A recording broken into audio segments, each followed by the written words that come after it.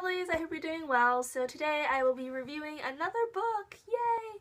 And that book is Lies We Tell Ourselves by Talley.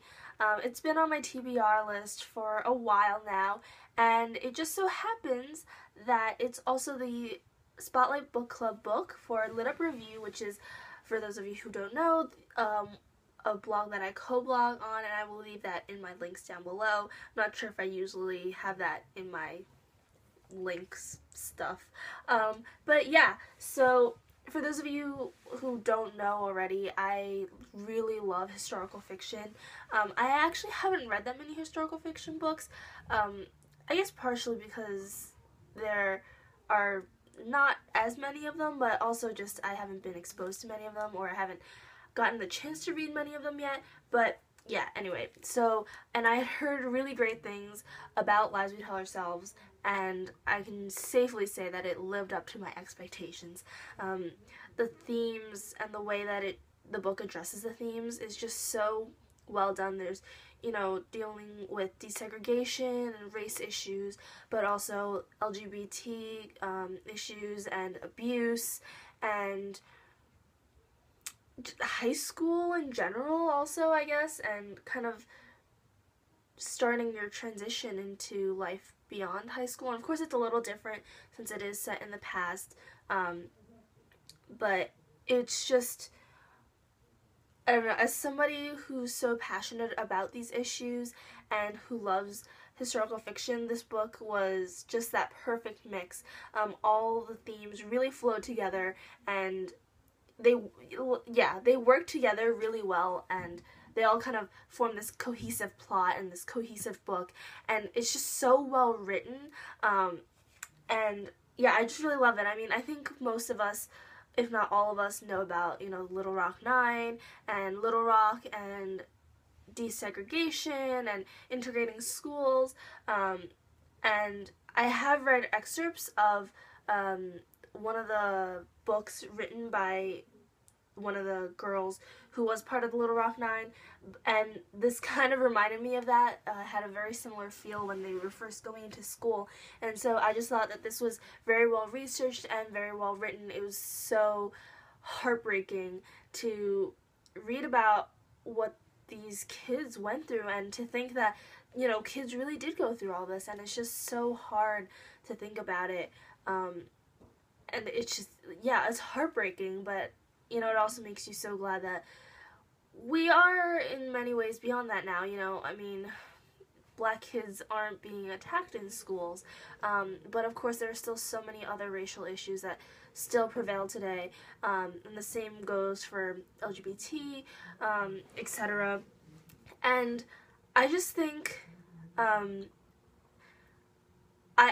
really love how the book kind of looks into the idea of right and wrong, and, you know, what you feel versus what society tells you should feel, or you should think, or what beliefs you should hold, or what, you know, old white men say is right and what's wrong, what you can't or shouldn't be feeling, what's considered a sin. And again, I just think it's so relevant even to this day as the LGBTQIA, etc. community and their allies continue to fight for equal rights and for, you know, equality and everything. And same with minority groups trying to fight for representation and for equal rights and equal treatment, and the fact that there's still so much discrimination that so many people still face today. So this is, of course, still so relevant, and I really love how they all work together. I feel like a lot of times books tend to address one issue and kind of view it as like a separate entity, but in this book, you know, it was all very tied together and very cohesive. It was just so well written.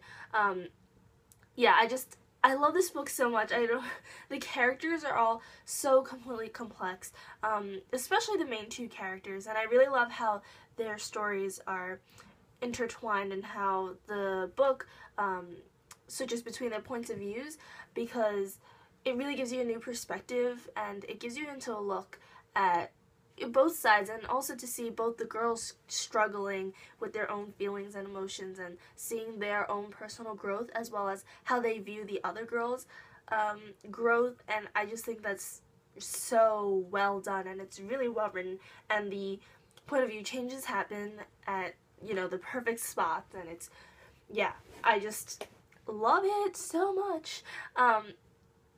But at the same time, at the end of the day, when I finished reading the book, I was having a little bit of trouble deciding what I would rate it. I think based on the book itself and its merits and everything that I loved, I would give it easily a 5. It's just, yeah, I'm sure there are flaws. Of course, nothing is perfect, but this book didn't really have that many, at least none that really stuck out to me. I guess I do wish the abuse had been mentioned a little more, or like resolved, I guess, a little more, but at the same time, it's not hard to see why it wasn't, and I think the issue was already fairly well addressed, and yeah, but anyway, the only reason I hesitate to give it a 5 is that, I don't know, it didn't really hit me, in that it's kind of this like soft book, not in terms of content, I think, because it's really a book that deals with many tough issues, but just like, it didn't leave me going like, wow, at the end. I love the ending, and I think it ended perfectly, and I love how it went into a different perspective, looking at the two girls as they leave, but I don't know, I guess it's just I'm so used to books that I love just leaving me like, oh my gosh, yes, and this book kind of had more like a soft impact. I think it's much more an emotional, internal type of feeling that's really hard to explain, I guess, and it's hard to explain how the book has impacted me, because it has, and I really loved it so much, and it, again, it does have a huge impact. I can't explain why it differs. I think it was similar to Out of the Easy. I believe I had a similar issue. I know I had a tough time rating that, but I'm not quite sure exactly why. I don't remember. It's been a while. But yeah, it's that kind of, you know, when I finished Damsel Distressed and Open Road Summer and other books that I really, really love and easily gave a 5, those, when I finished, kind of left me going, wow. Like, I had to take a moment, and I had to just, I don't know if maybe because I kind of read this slowly throughout the month and it wasn't like all in one go, maybe, or not in one go, but, you know, not at large chunks of a time. Maybe that's part of the reason. Maybe it's just what I'm dealing with school, but yeah, so I'm somewhere between like a 4.5 and 5 for this book. I'm not quite sure, but I really loved it so much, and I would highly, highly, highly recommend it. And I can't wait to read more Robin Talley's works, because, I mean, this book was just, I loved it so much, and I really, yeah, I highly recommend it, and I look forward to her other works. And again, I can't explain why I wouldn't automatically give it a 5, because there are no obvious flaws for me.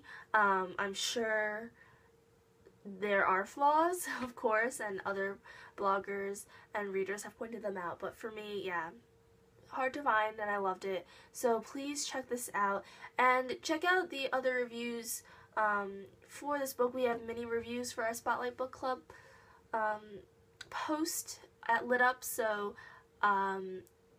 I don't know when I'm going to be posting this video, but if it's after that post goes up, I will leave a link down below.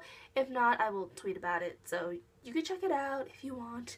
And yeah, so thank you so much for watching again. Hopefully I will be back with another video, but as it comes to crunch time for college apps, I can't guarantee anything.